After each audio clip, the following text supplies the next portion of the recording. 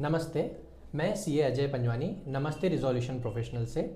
आज हम लोग डिस्कशन करने वाले हैं e invoicing, that is electronic invoicing. E invoicing एक ऐसा सिस्टम है जिसमें हम B2B transactions, that is business to business transactions को जीएसटी पोर्टल पे अपलोड करते हैं, जिससे जीएसटी पोर्टल वो ट्रांजेक्शन्स को इलेक्ट्रॉनिकली ऑथेंटिक करता है for further use on the common GST portal. So e invoicing आने से जो मैनुअल डेटा एंट्री में एरर होते थे वाइल फाइलिंग GSTR 1 वो रिड्यूस हो चुके हैं। सो आज हम लोग डिस्कशन करेंगे ई इनवॉइसिंग सिस्टम कैसे वर्क करता है, उसके बेनिफिट्स क्या हैं, प्लस जो उसमें नेसेसरी अमेंडमेंट्स आए हैं जो अप्लीकेबल होने वाले हैं फ्रॉम 1 मार्च 2024। सो आज के इस डिस्कशन के लिए हमारे साथ है GST expert CA Keyur Dedhia sir, जो पिछले 17 सालों से जीएसटी इनडायरेक्ट टैक्सेशन में प्रैक्टिस कर रहे हैं। So sir, what is e invoicing और what are the benefits of e invoicing? नमस्ते, धन्यवाद अजय भाई। आपका सवाल ई इनवॉइसिंग क्या है?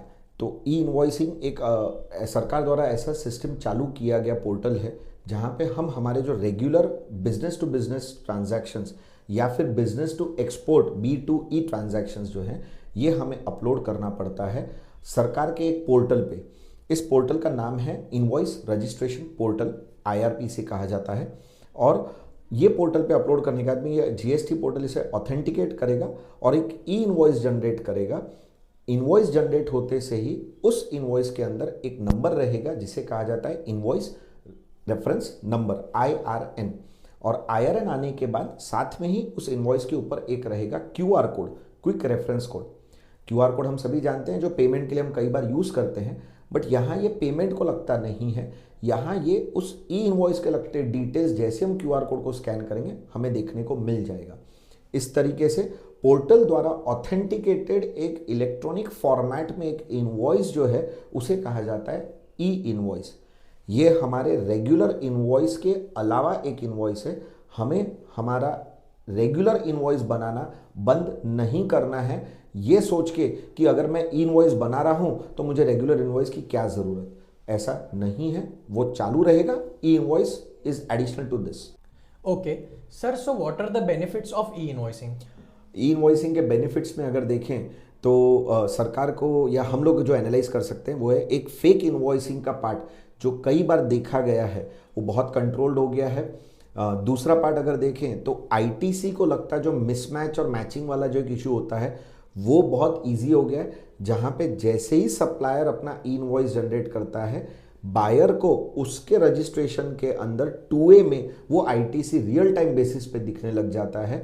तो ये दूसरा ITC का बेनिफिट। और नेक्स्ट एक बेनिफिट कि ई-वे बिल जब सप्लायर को बनाना है, गुड्स ट्रांसपोर्टेशन को लगता हुआ, तो उस वक्त वो ई-वे बिल पोर्टल पे भी ये डेटा को फेच कर सकता है, जिससे वहाँ पे भी जो टाइपिंग एरर्स हो सकते थे वो कम हो जाएंगे और पार्ट ए आपको प्री फिल्ड मिल जाएगा without any error. Okay sir, so what is the applicability of e invoicing और ये किसको किसको बनाना कंपलसरी है?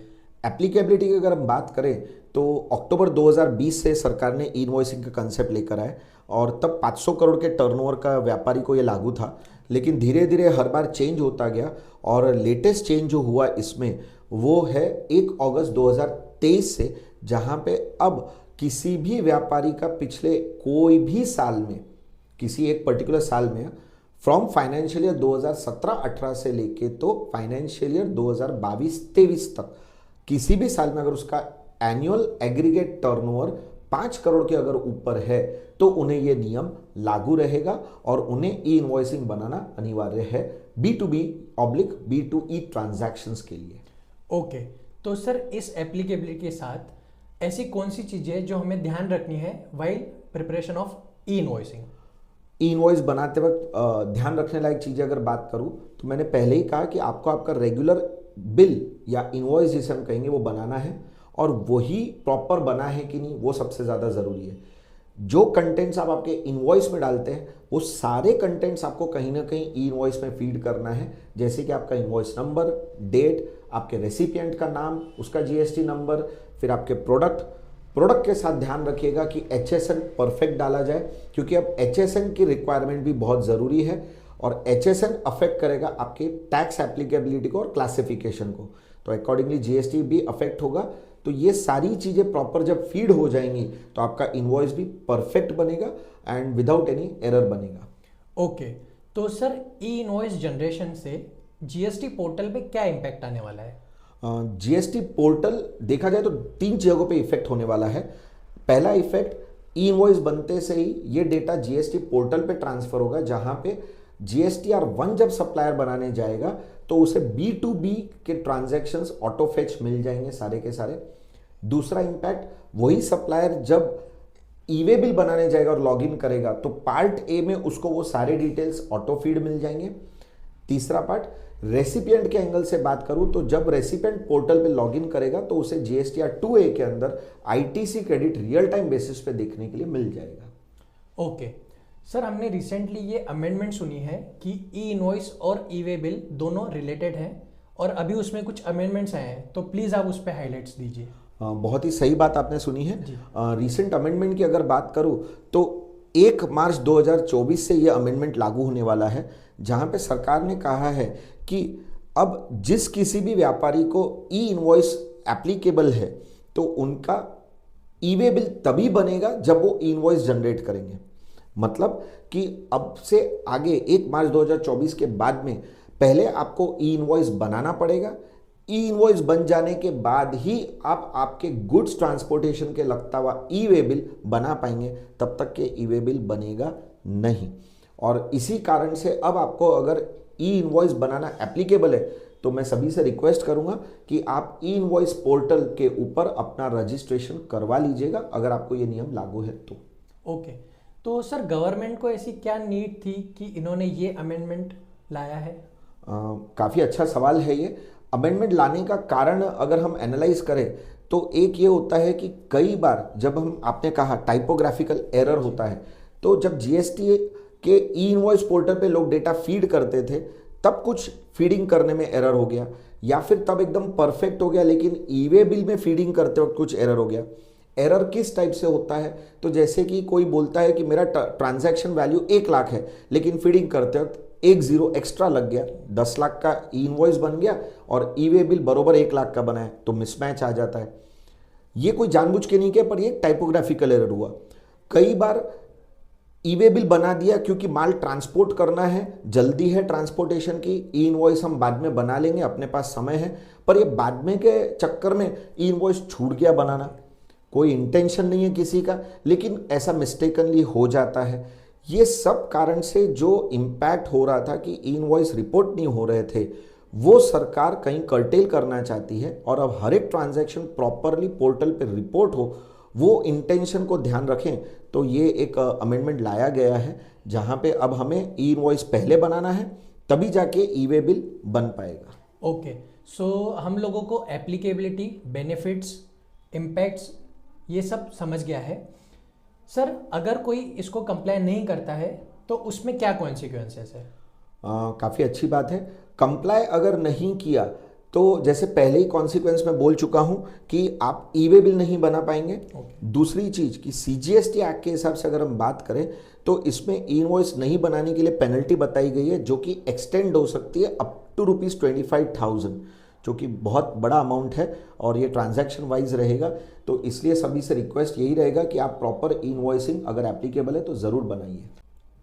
ओके सर, जैसे कि हमें पता है कि GST एप्लीकेबिलिटी के भी कुछ क्राइटेरियाज हैं, तो वैसे ही ई इनवॉइसिंग सबको एप्लीकेबल है या ऐसे कुछ डीलर्स हैं जिनको एग्जम्पशन है from generation of e invoicing? E invoicing exemption के लिए सरकार ने एक लिस्ट बताई है, पहले से ही प्रोवाइड कर दी है। और सरकार ने कुछ कैटेगरी ऑफ एंटिटीज़ को ई इनवॉइसिंग से एग्जम्प्ट किया है। जैसे कि एग्जाम्पल मैं लूँगा कि अगर आप SEZ को माल सेल करते हैं तो, अगर आप गवर्नमेंट को या फिर लोकल अथॉरिटी को माल देते हैं तो, या फिर अगर आप GTA हैं जो कि transport of goods by road करते हैं तो, इंश्योरर है, बैंकिंग कंपनी है, NBFCs हैं, ऐसे कुछ कैटेगरी के एंटिटीज़ हैं जिन्हें ई इनवॉइसिंग लागू नहीं है। उसके साथ में सरकार ने ये भी कहा है, FAQs के द्वारा क्लियर किया है कि जिन लोगों का प्रोडक्ट सेल 100% एग्जम्प्टेड है, जहाँ पे वो लोग गुड्स या सर्विसेज, एग्जम्प्टेड गुड्स या सर्विसेज पे डील करते हैं, तो उन्हें भी ई इनवॉइसिंग के नियम लागू नहीं है। एग्जम्पशन है उसमें। Okay, thank you sir. तो हमने डिटेल में जान लिया है ई इनवॉइसिंग की applicability, recent amendments, benefits, exemptions, consequences on non compliance. So sir आप इस ई इनवॉइस सिस्टम को एक शॉर्ट में कंक्लूड कर लेंगे प्लीज। ई इनवॉइस और ई वे बिल, ये खास जो आज का बेसिक मुद्दा था, यहाँ पे मैं यही बताना चाहूँगा कि आप सभी व्यापारी आने वाली 1 मार्च को तिथि को बरोबर ध्यान में रखते हुए, अगर आपको ये ई इनवॉइस के नियम लागू हैं तो आप पहले इस पोर्टल पे अपना रजिस्ट्रेशन करवा लीजिए अगर पेंडिंग है तो। और आगे जब आपको भी अब गुड्स ट्रांसपोर्ट करने के लिए ई वे बिल जनरेट करना है, ये तभी हो पाएगा जब आप ई इनवॉइस बना लेंगे। तो बहुत ज़रूरी है कि आपका रजिस्ट्रेशन रहे, आप time to time e invoice बनाएं, और ई इनवॉइस बनाने के बाद ही ई वे बिल बनाएं, तो नेसेसरी पेनल्टीज नहीं लगेंगी और आप सारे के सारे नियमों को कंप्लाई भी करेंगे। ये बेसिक ध्यान रखिएगा। Okay, sir, thank you so much for your valuable inputs on today's discussion on e-invoicing, e-way bill and its amendments. आपको फिर भी कुछ क्वेरीज है तो आप कमेंट सेक्शन में हमें बता सकते हैं और डिस्क्रिप्शन में दिए गए कॉन्टैक्ट्स पे भी हमें कॉन्टैक्ट कर सकते हैं। नमस्ते। नमस्ते।